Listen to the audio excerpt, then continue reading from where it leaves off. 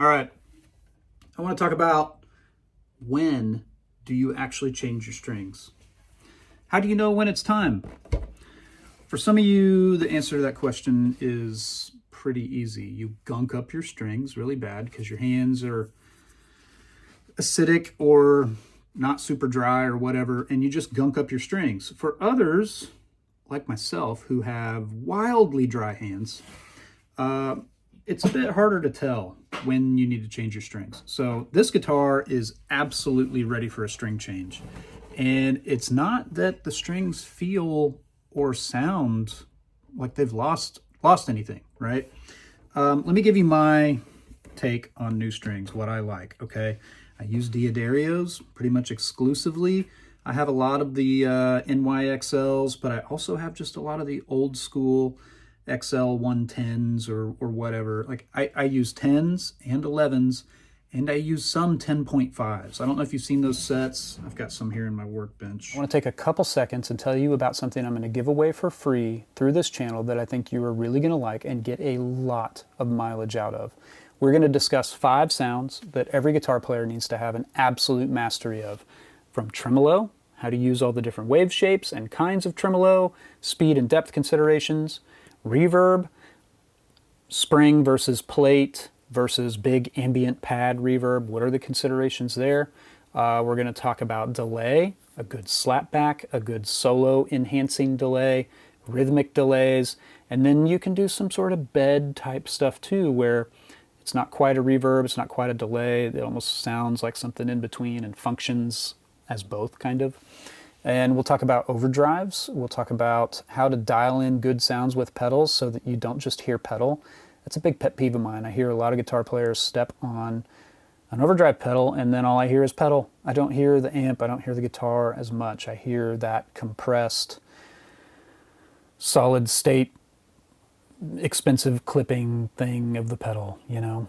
And then we'll talk about EQ and how this is the most slept on pedal of all time for all guitar players. It's second only in importance to my tuner. So look for that. It'll be free on the channel for a limited time. Regular Light Plus, EXL 110 Plus. That's a 10.5. So it's right between, and it does make a difference. It really does. Some of my guitars just want, they like the 10.5, you know. Right now I've got 11s on my 2 Jeff Sen guitars, my Strat and my Tele with the gold foil pickup in the neck. And I have 11s on my gold top. And then I think everything else has 10s. My 69 custom, I think, has 10.5s right now. And then 10.5 was my favorite gauge for an SG, if you like those. So anyway, as I was saying, how do you know when to change your strings if you don't gunk them up really bad? For me, it's when I start to notice that they don't intonate all the way across the neck, okay? And that's more a hearing thing. That's more of a tuning frustration thing. You might think, oh man, on this gig, I'm just having a harder time getting my strings in tune. Well, they might need to be changed. It might not be the conditions of the room or, you know, like, well, it's humid now or this room's too cold or whatever. Like, yeah, those play a factor too, but are you overlooking the fact that maybe your strings just need change? So I want to show you physical evidence of what I'm talking about here with the string change.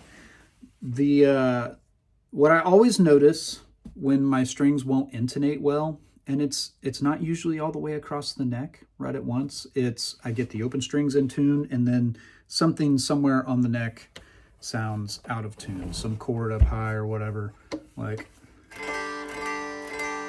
I have an ultra tall bench. I built it to be counter height, and then I put casters on it to move it around. So it's like, it's almost bar height, which makes it kind of hard to play guitar on the bench. I have a little stool here I can put my foot up on.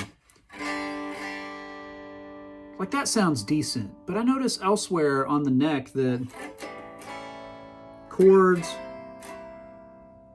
get to the point where they just don't sound as sweet as I know that they can all the way across the neck on this guitar. So I'm going to change the strings. I want to take one off and show you what I'm talking about. When you get to the point that your strings don't intonate, the cause for that typically is that you've pressed them down against the frets so much that they now have a little divot in the back of the string. You get enough of those divots on the back of the string, and again, where you play on the neck is going to determine where they are. You get enough of those going on, and the string is not going to oscillate perfectly. It's no longer uniform along the length of the string. You've got these spots where it's a little bit smaller or flatter on the back, and I think that makes a difference. I think you get to the point where the string is not ringing out in the same way that it did when it was brand new.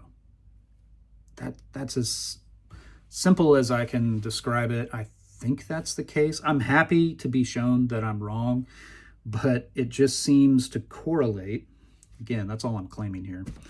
It seems to correlate with an inability to stay in tune along the length of the string like it could when it was new. When I start hearing that somewhere on the strings, that's my indicator as someone with really dry hands that it's time to change them. So let's take one or two of these off. I go the easy route.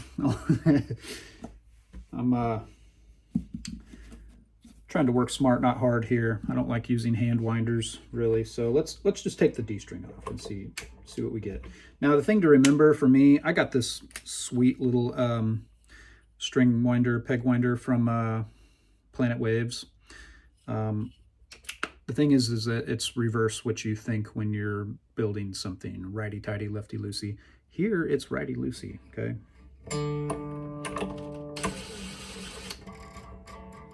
Boy, that went way down. So I take that off, and then I clip. I'll just clip around the 12th fret. And let's take a look. I don't know how easy it's going to be for y'all to see.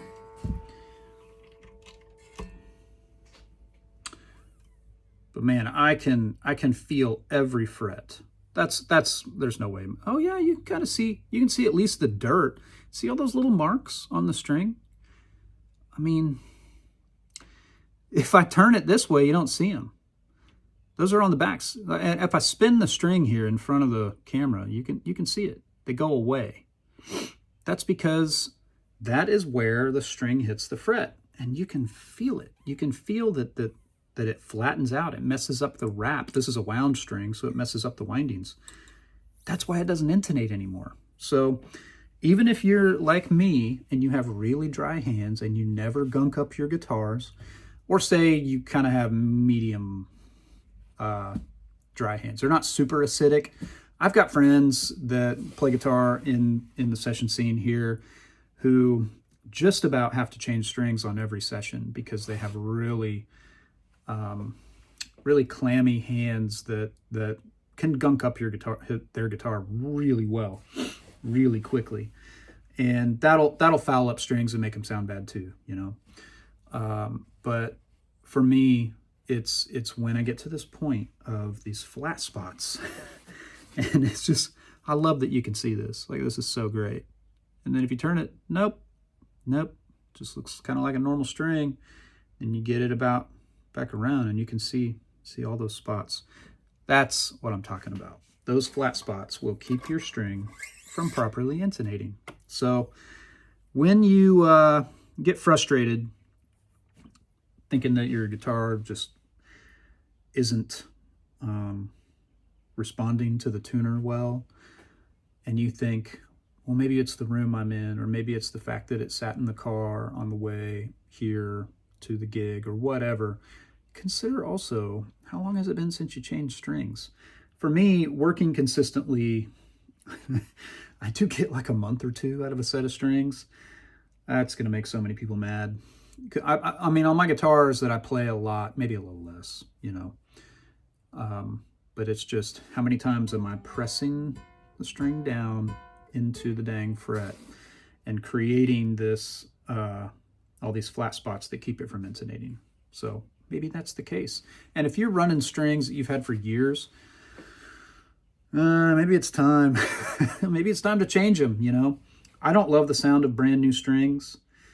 I like what they settle into. So for Diodarios, you know, they're kind of known for having an extra bit of brightness and snappiness, and I call it sibilance, the that EQ, the real high top end.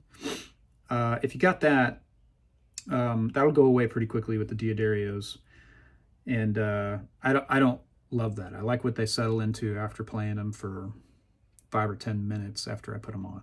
So anyway, consider that, my friends, and have yourselves a lovely Saturday. I'll see you later.